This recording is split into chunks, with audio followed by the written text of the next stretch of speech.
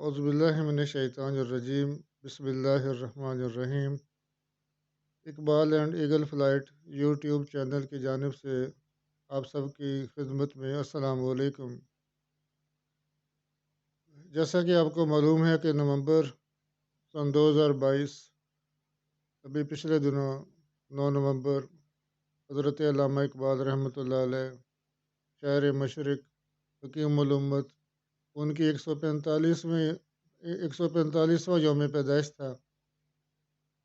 تو تمام احباب کی خدمت میں علامہ صاحب کا یوم پیدائش کی مبارک، اور خاص طور پر آج میں مبارک دینا چاہوں گا حسین محمود جعفری صاحب سے، جو فیصل آباد سے تشریف لائے اسپیشلی ہمارے آج کے پروگرام کی ریکارڈنگ کرنے کے لیے۔ اور آپ کو ان کی ریکارڈنگ کی مینجمنٹ کا فرق پتہ چل چکا ہوگا کہ انہوں نے محسوس کیا تھا کہ گزشتہ دنوں کے اندر کچھ پرابلمس تھے ریکارڈنگ میں، ساؤنڈ کے اندر۔ اور محمد عمیر صاحب کا جو لاہور سے تشریف لائے، وہ بھی خاص طور پہ پروگرام کے لیے آئے۔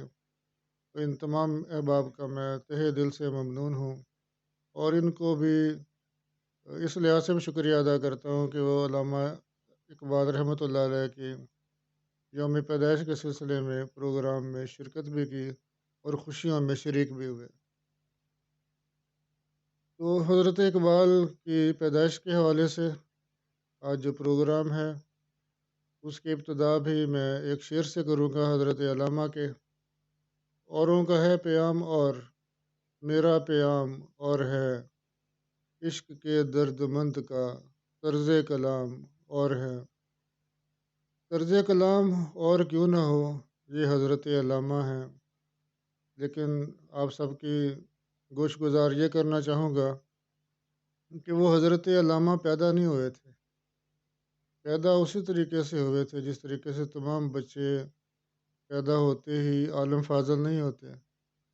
ایک دور ہے جس سے ان کو گزرنا پڑتا ہے، ان کو سیکھنا پڑتا ہے۔ ان کے والد گرامی شیخ نور محمد اور ان کی والدہ محترمہ صوفی بزرگ تھے، اور ہمارا اپنا خیال یہ ہے، بلکہ یقین یہ ہے کہ ماں باپ کا جب تک فیض نہیں ہوتا تو اولاد میں جب وہ فیوز کی ریفلیکشن نہیں ہوتی تو تب تک وہ بچہ جو ہے بڑا ہو کے نام گرامی نہیں بنتا۔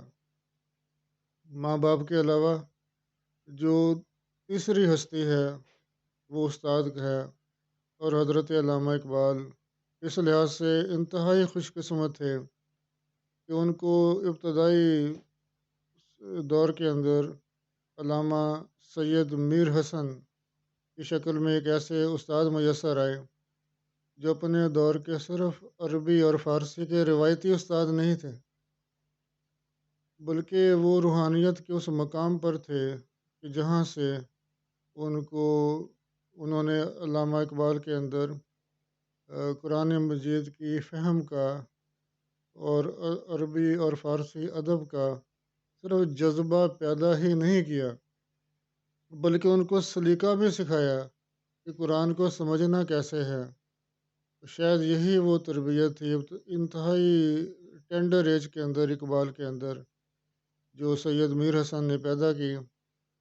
اور سید میر حسن وہ خوش قسمت استاد تھے کہ ان کے دو بڑے شاگرد تو خیر بے شمار تھے ان کے، لیکن دو بڑے شاگرد جنہوں نے دنیا میں اپنا نام پیدا کیا، ایک تو حضرت علامہ اقبال تھے، دوسرے فیض احمد فیض۔ اور میرا خیال ہے کہ جدید اردو ادب کے اندر، اردو شاعری کے اندر جو دو سب سے بڑے انعام ہیں، وہ بغیر کسی ہم تشکیک کے یہ کہہ سکتے ہیں کہ وہ حضرت علامہ محمد اقبال اور فیض احمد فیض کے ہیں۔ تو علامہ صاحب کی جو شاعری کا آغاز علم و ادب سے شغف جو سید میر حسن کی صحبت کے اندر وہ پہلے ہی ان کے اندر آ گیا تھا، اس نے شعر و شاعری اقبال کے فکر کو مہمیز کیا، بہت تیز کیا، اور طرف ان کا جو شغف تھا وہ شروع سے تھا۔ میں یہاں جو ریکارڈ کے اندر جو سب سے پہلا شعر حضرت علامہ اقبال کا جو نقل کیا جاتا ہے، بتایا جاتا ہے، بہرحال یہ اتھینٹک نہیں ہے کہ حضرت علامہ اقبال کا یہی پہلا شعر تھا، لیکن جو پہلا شعر ریکگنائز کیا گیا اور موتی سمجھ کے شان کریمی نے چن لیے، موتی سمجھ کے شان کریمی نے چن لیے، قطرے جو تھے میرے عرق انفعال کے، کہ میرے ندامت کے جو آنسو تھے، اپنے گناہوں پہ شرمندگی کے پہ جو آنسو میں نے بہائے، تو وہ شان کریمی نے موتی سمجھ کے چن لیا۔ وہ جو کچھ شیڈنگ آف دا ٹیئرز جو تھے وہ اللہ نے پرل بنا دیے، موتی بنا دیے، موتیوں جیسی قیمت تھی اس کی۔ کتنا بڑا خیال تھا اس ابتدائی علامہ محمد اقبال کے اندر۔ تب وہ علامہ نہیں تھے، وہ صرف محمد اقبال تھے اس دور کے۔ تو علامہ صاحب کی جو شروع والی شاعری ہے وہ روایتی عشق و مستی کی شاعری ہے، اگرچہ خیال کی پختگی ضرور تھی، لیکن خیال کی جو دور آفرینی اور دور اندیشی ہے وہ ان کے بعد والے کلام کے اندر ملے گی۔ اب ابتدائی بانگ درا کی شروع کے اندر جو منظومات ہیں ان کے اندر علامہ صاحب سے بلکہ کسی نے پوچھا تھا کہ حضرت علامہ صاحب آپ اتنے بڑے شاعر ہیں اور آپ نے یہ کس طرح کی شاعری کی ہے؟ پوچھا گیا جی بتائیے کس طرح کی شاعری؟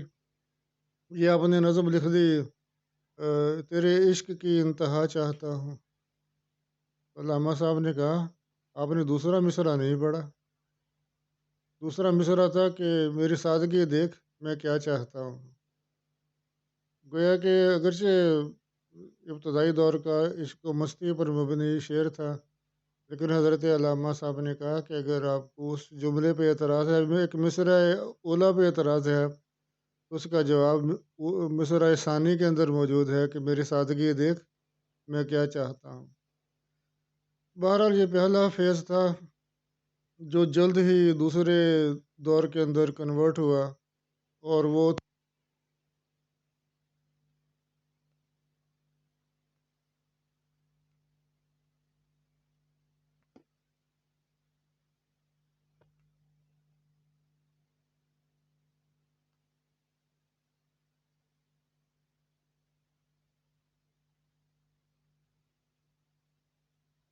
جی تو اس قومیت پر مبنی شاعری کے اندر وہ ہندوستان کی نیشنلزم کی پر بات کرتے رہے، اور اسی دور کا ان کا بڑا مشہور ایک گیت کہہ لیں جس کو کچھ عرصہ تک ہندوستان کا قومی ترانے کے طور پر بھی استعمال کیا جاتا رہا، سارے جہاں سے اچھا ہندوستان ہمارا، ہم بلبلیں ہیں اس کی یہ چمنستان ہمارا۔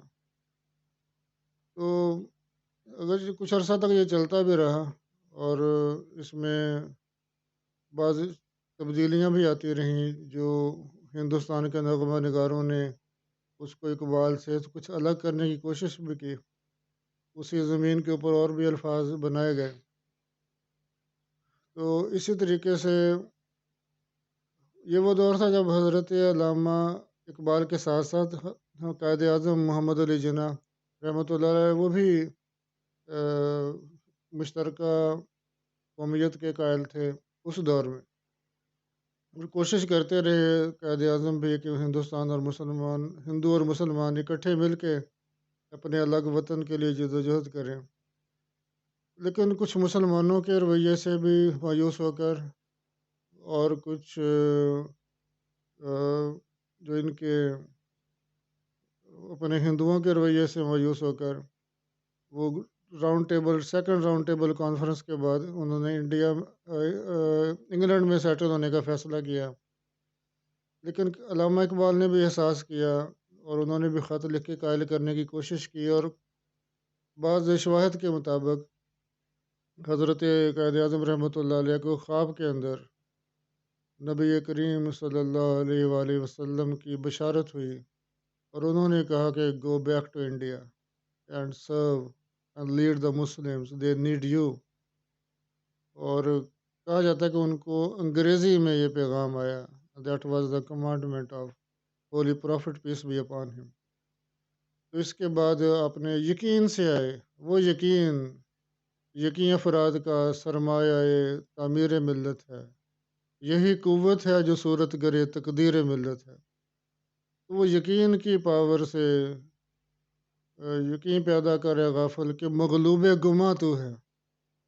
حضرت علامہ صاحب کہتے ہیں کہ جب ہم مغلوب گماں ہوں گے، جب ہم پرسیپشنز کے، سپوزیشنز کے اور لیک آف کنوکشن کے قائل ہوں گے، تو پھر ہم کسی مرحلے میں کسی کیمپین کے اندر کامیاب نہیں ہوں گے. کامیابی تبھی ہوگی when we are strongly convicted, committed ہوں گے ہم، اور کنوکشن ہمارے اندر ہوگی، یقین ہوگا. یقین ہوگا تو پھر بڑے بڑے رستے ہمارے سامنے سے ہمیں رستہ دیتے رہیں گے. ہماری منزلیں خود آ کر ہمارے سامنے کھڑی ہو جائیں گی.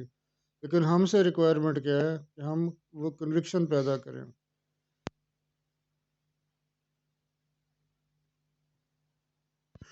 اسی یقین کی طاقت کے ساتھ حضرت علامہ اقبال کے اس فلسفے کو حضرت قائد اعظم محمد علی جناح نے اڈاپٹ کیا، اور 1930 کے اندر دیے گئے علامہ اقبال کے خطبے کو 1940 کے اندر قائد اعظم رحمۃ اللہ علیہ نے قرارداد پاکستان کی شکل میں منظور کروایا. اور پاکستان کا وہ سپنا، وہ خواب، وہ خیال جو حضرت علامہ اقبال کا تھا، صرف 7 سال کے عرصے کے اندر پایہ تکمیل تک پہنچا، اور وہ خواب اقبال شرمندہ تعبیر ہوا. تو یہ تاریخ انسانی کے اندر ایسے معجزات کم ہی ملتے ہیں کہ جب تاریخ کے اندر ایک نئی مملکت، ایبسولیوٹلی نیو اسٹیٹ کی ایمرجنس ہو صرف 7 سال کے اندر. تو یہ معجزہ تھا، صرف معجزہ نہیں تھا، اس کے پیچھے بہت بڑی پاور تھی. وہ پاور، وہ جنریٹر، وہ ایک emerging force, immeasurable uncountable force, that was of ideology of حضرت علامہ محمد اقبال. تو حضرت علامہ کا فلسفہ صرف پاکستان کا قیام نہیں تھا، وہ تو پوری دنیا کو ایک اسلامک اسٹیٹ کے اندر کنورٹ کرنا چاہتے تھے. ایسی اسٹیٹ جہاں پیار، محبت، امن اور انصاف ہو.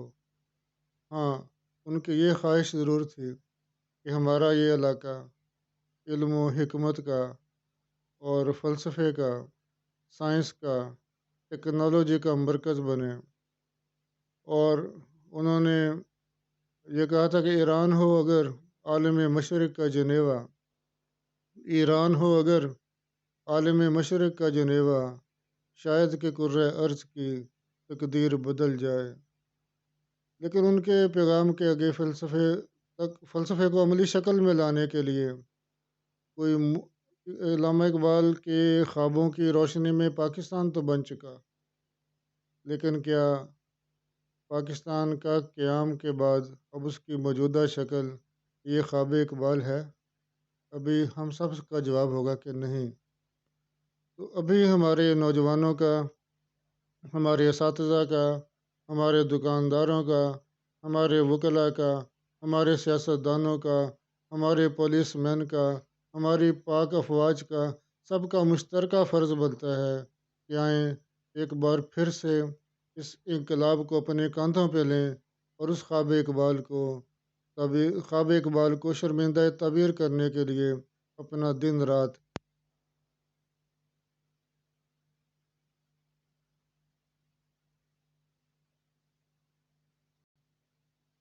کبھی یہ نوجوان مسلم تدبر بھی کیا تو نے، وہ کیا گردوں تھا تو جس کا ہے ایک ٹوٹا ہوا تارا.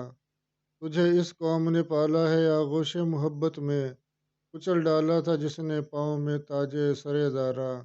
تجھے آبا سے اپنے کوئی نسبت ہو نہیں سکتی، تو گفتار وہ کردار، تو ثابت وہ سیارہ. تو یہ اقبال کی نوجوان امید تھے. آخری امید تو نہیں کہوں گا، لیکن نوجوان ہی ہیں جنہوں نے اس وطن کی جو ڈگمگاتی نیا کو سہارا دینا ہے، اور مایوسی کی بات نہیں ہے، بالکل مایوسی کی بات نہیں ہے۔ اقبال ہمیں پہلے سے بتا گئے، نہیں ہے نا امید اقبال اپنی کشت ویراں سے، ذرا نم ہو تو یہ مٹی بڑی زرخیز ہے ساکی۔